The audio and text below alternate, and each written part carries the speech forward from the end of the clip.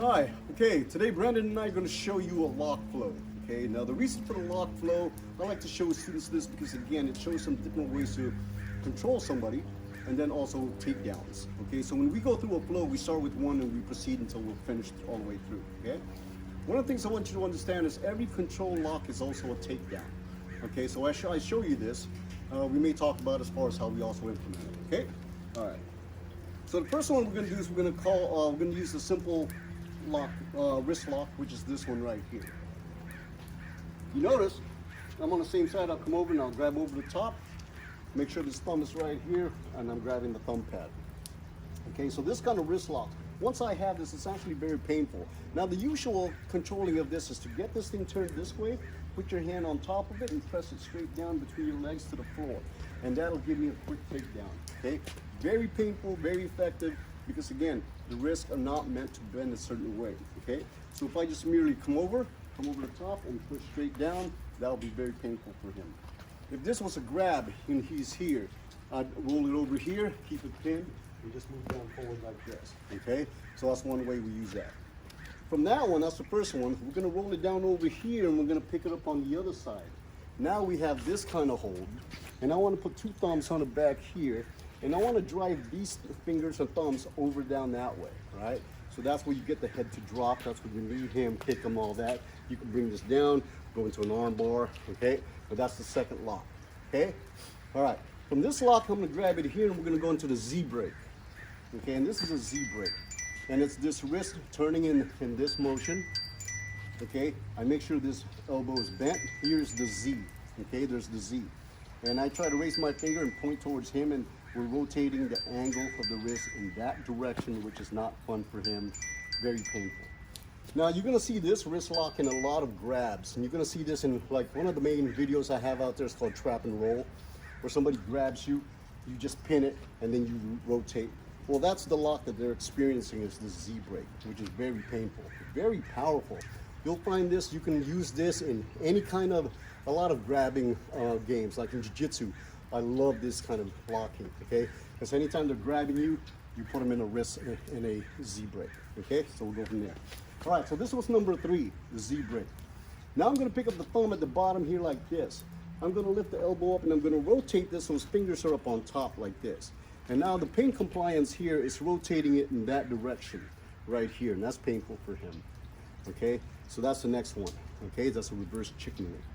If I move this up to here, putting his elbow on my sternum like this, and here's the chicken wing. The concept of the chicken wing is the wrist is bent by securing the elbow, compressing the two together, and you'll see the pain, okay? And that's how pain is applied, all right?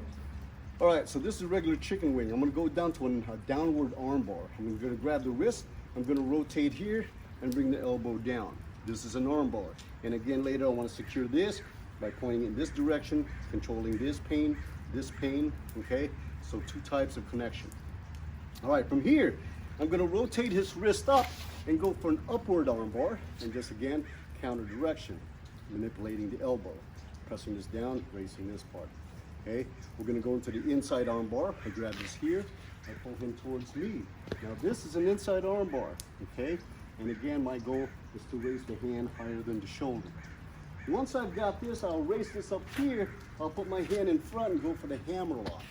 This is a hammer lock, not a fun technique, but it's a lot of fun for control, security work, right? One thing I love about this is once I pop this in, the shoulder up here pops out. And that's always fun to just hit, press into, whatever else, okay? Now, 2 points here. If my hands are up here, it's painful, but it's not as painful as if I move my hand down here. Now, this is where the control is, okay? Just point to make there as far as the gravity of the pain. I'm there, I'm gonna go into the arm lock.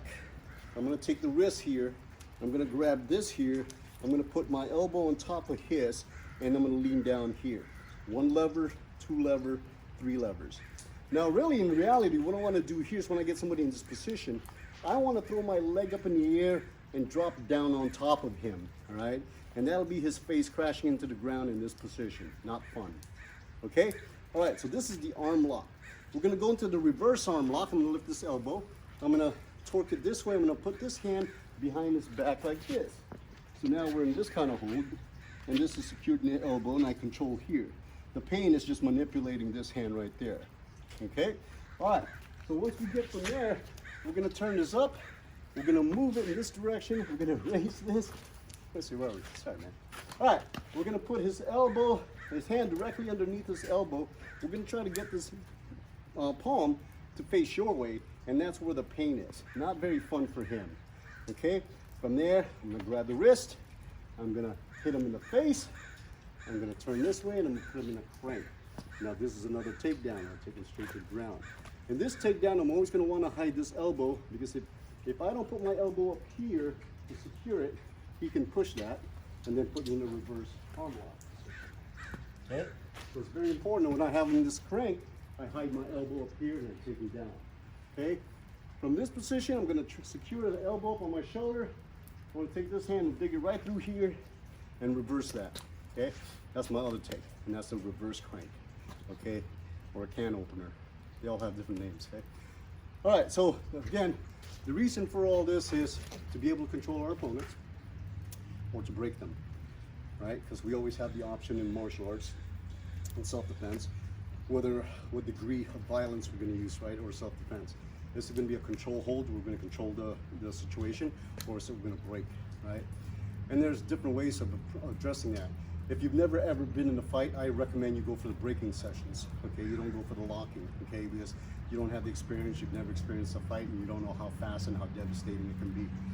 Okay, so your main goal is to break right away. Okay, is to save yourself. You get more and more fights, the more experience you get, you'll find that the more you're using control holds. Okay, but it's definitely good to understand control holds and takedowns. Okay, thank you very much.